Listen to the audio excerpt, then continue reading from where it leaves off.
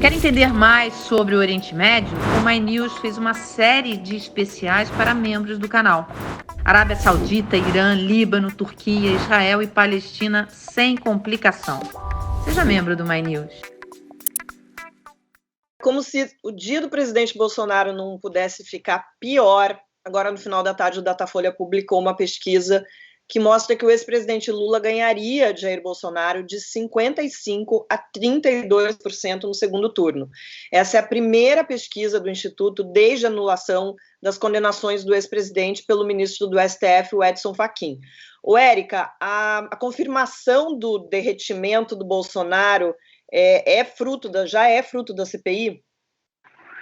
Olha, eu acho que não só da CPI. Eu acho que a CPI ela vem trazendo peças deste grande quebra-cabeça que, às vezes, quando a gente dizia solto para as pessoas ficavam um pouco reticentes, não conseguiam compreender. A derretida de Bolsonaro se dá pelas suas ações, se dá pelos seus comportamentos, se dá pela fome batendo na porta do trabalhador, se dá pela perda do emprego do trabalhador, se dá pelo atraso na vacina, no desespero da mãe, da tia, na fila do posto de saúde. As pessoas elas podem não ter compreensão do universo e da discussão política, mas elas não são burras como o governo Bolsonaro trata e pensam que as pessoas são. As pessoas têm sentido na pele o impacto desta má gestão. As pessoas têm sofrido de uma série de problemas, de formas completamente diferentes. Eu acho que a CPI, com a repercussão toda que ela está dando, nos canais abertos, nos jornais impressos, em todos os lugares, nós estamos tendo a possibilidade na própria internet, que é um lugar também de espaço da informação, ela tem possibilitado com que as pessoas vá compreendendo mais o que é este problema. Então, se você tinha alguma dúvida sobre o uso da cloroquina, sobre usar as pessoas como rebanho, sobre se o governo colocou ou não colocou dinheiro, se tinha dinheiro para ser implementado, e aí vem o tratoraço, tudo isso vem trazendo, vem abrindo os olhos, tirando os véus dos olhos da sociedade, que vai dizendo, epa, pera, inclusive aqueles que votaram em Bolsonaro, talvez até gritaram mito, mito, mito.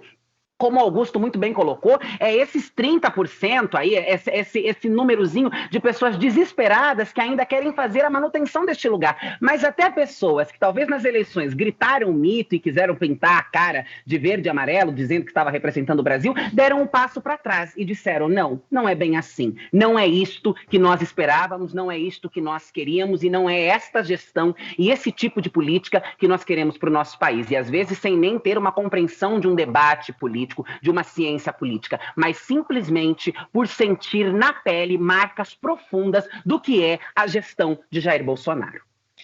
Segundo a pesquisa, o ex-presidente Lula tem 41% no primeiro turno contra 23% de Bolsonaro. Moro e Ciro Gomes aparecem com 7% e 6%, respectivamente, de intenção de voto.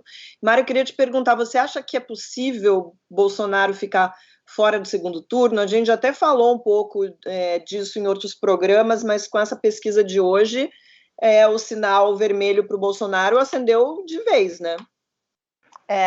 Eu acho sim, agora mais importante do que o que eu acho, que eu não sou uma analista política, é o que os analistas políticos e estrategistas que montam operações no mercado financeiro ali e tal, e vão operar as eleições, estão achando. Você já tem várias pessoas achando isso. A gente tem na coluna no site uma coluna do Jorge Cimino, que é um estrategista, um economista muito experiente, e onde ele já fala isso, ele escreveu isso há uns 2 meses, ele já falava isso. Você tem outros economistas e estrategistas já lidando com essa possibilidade dele não chegar. Eu já ouvi, inclusive, gente achando que vai para o segundo turno ou Ciro e Lula, que o Ciro seria, então, o grande antagonista do Lula, ou o Tasso Gereissati, que o Tasso Gereissati, então, incorporaria a figura do Biden. Está todo mundo procurando quem é o Biden brasileiro, né? É incrível. E aí, qual é o grande desafio do Ciro? O desafio do Ciro é mostrar que ele é uma alternativa equilibrada, né? Porque o Ciro ele fala muito para convertidos. Embora ele tenha um programa, ele tenha tudo ali amarradinho, enfim, coisas que fazem sentido, muitos economistas gostam do programa dele e tal, ele sobe no palanque, ele sai falando ali para os convertidos, e isso assusta uma parte que ele obrigatoriamente terá que conquistar se ele quiser estar no segundo turno. Agora, o que acontece com a direita e a centro-direita?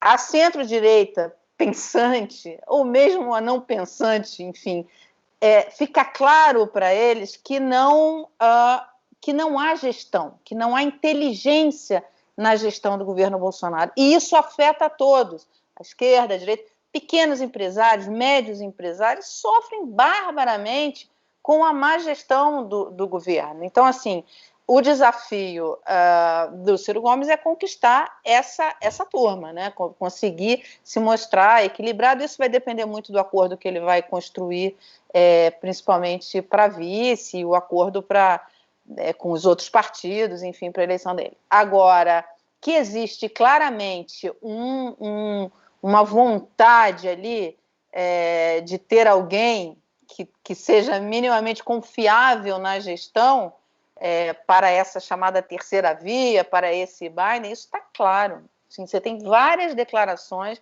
de pessoas que votaram no presidente Bolsonaro e que não votam mais, e hoje não votam mais por falta de alternativa, vão votar no presidente. Olha só, eu não estou declarando voto, não estou falando, porque toda vez que eu falo alguma coisa aqui, o pessoal acha que eu voto fulano. Não é voto, não estou declarando voto de um, de outro, não torço para nenhum deles. O que eu estou falando é o que a gente está vendo, o que eu tenho conversado com analistas políticos e estrategistas, principalmente no mercado financeiro, que olha isso muito atentamente, porque os caras ganham dinheiro com isso. Quem acertar quem é o próximo presidente vai ganhar muito dinheiro, entende? Porque vai montar ali operações esperando essa nova gestão. Então, eles olham isso com muito cuidado e muito atentamente. E é essa percepção hoje. Tem muita gente que já acredita que o Bolsonaro não vai para o segundo turno, e muita gente que o apoiou no primeiro turno, que achava que vinha um choque liberal, que isso, que aquilo, já se desiludiu completamente e volta a votar no Lula, que teve um governo que foi muito aprovado. Os dois governos Lula ali foi muito aprovado pelo mercado. Foi um governo de inclusão, teve uma inclusão muito forte. A economia bombou, a Bolsa de aprovação, mas tem um outro dado que eu acho importante trazer para essa discussão aqui, que olhando para que é o índice de rejeição que a pesquisa mostra. Bolsonaro tem 53%, o Lula 36%, seguido do Dória com 30%, e depois vem atrás o Huck e o Moro com 29% e 26%. Vou jogar aqui para todo mundo. Vocês se surpreendem com esses dados de rejeição? Porque Bolsonaro está com 53%. O Lula, pelo que eu me lembro de outras pesquisas, diminuiu a rejeição ao Lula. Eu acho que assim, eita, todo mundo não. foi junto. Eu não falei nada, não sabia que ia todo mundo foi junto. Fala, Érica, você tem mais estofo político do que eu para falar sobre isso. Não, eu acho que é muito sintomático desses processos que nós estamos desdobrando, né? A cada momento, a gente assim, de 2018 agora, parece que nós vivemos tudo muito rápido e as coisas foram se desdobrando e os cenários foram mudando e quem estava em alta foi vindo para baixo, quem estava embaixo foi vindo para cima, quem não tinha direitos foi recebendo direitos, quem tinha foi perdendo os seus direitos. Então eu acho que este é um reflexo de como o mundo político mesmo, a conjuntura nacional, tem se comportado. As pessoas têm olhado e têm mudado as suas opiniões, têm mudado a sua visão. Para isso é quando a gente vai pensar, por exemplo, no índice de rejeição do Luciano Huck ou do Dória, que são baixíssimos. Por quê? Porque são figuras que ainda para a sociedade são extremamente carismáticas. O Luciano Huck nem está na discussão do palanque político. Ele ainda está entre um nome que pode ser, que faz todo esse suspense, vai, não vai, vem, não vem, não há motivos para isso. O Dória, para nós que estamos introduzidos na política, nós temos uma crítica, mas para quem não está, o Dória parece um governador maravilhoso, ótimo, tem uma imagem super limpa para as pessoas que estão de fora da discussão política. Agora, o Lula vem se tornando, para muitos setores, essa terceira via, esse Joe Biden aí, que a Mara citou, então vai aumentando e diminuindo a sua rejeição, e o Bolsonaro, cada dia, cada minuto que passa, a máscara do Bolsonaro, o que estava por trás do projeto Bolsonaro, que me assusta, inclusive, pensar como as pessoas foram convencidas do contrário. Este era o projeto que desde sempre foi vendido. Este foi um presidente que não foi a debates políticos. Este foi um presidente que não tinha programa, que falava que negros deveriam ser medidos em arrobas. Então, assim, isso que nós estamos vendo nestes números é o desenrolar da conjuntura e do cenário político. Eu posso fazer umas considerações rapidinho? Claro. Seguinte, quando a gente fala em rejeição é teto. Então, é importante a gente olhar esse dado, mostrando que o presidente tem uma rejeição superior à metade da população. Isso é um dado preocupante. A Mara fala sobre essa questão do segundo turno, mas o que a gente está vendo é que o presidente Jair Bolsonaro ele não está fora do segundo turno porque cresceu essa terceira via. A gente está vendo, na verdade, uma possibilidade do Lula ganhar em primeiro turno. Essa pesquisa mostra isso. A gente está distante das eleições, a campanha ainda não começou e o ex-presidente Lula já está aí com uma intenção de voto que pode colocar ele como vencedor no primeiro turno. Isso era um ponto que eu queria destacar. O outro ponto é o seguinte, essa rejeição do presidente Jair Bolsonaro, se a gente pegar as outras disputas no segundo turno, ele está perdendo para o Ciro e ele está perdendo também para o Dória. E se a gente pegar essa pesquisa, o Ciro está atrás até do Moro. O Lula acabou desidratando um pouco o Ciro está tentando se posicionar como uma terceira via, mas essa pesquisa mostra que o Ciro tinha muito voto ainda na esquerda, que acabou migrando para o Lula com a volta dele ao jogo eleitoral.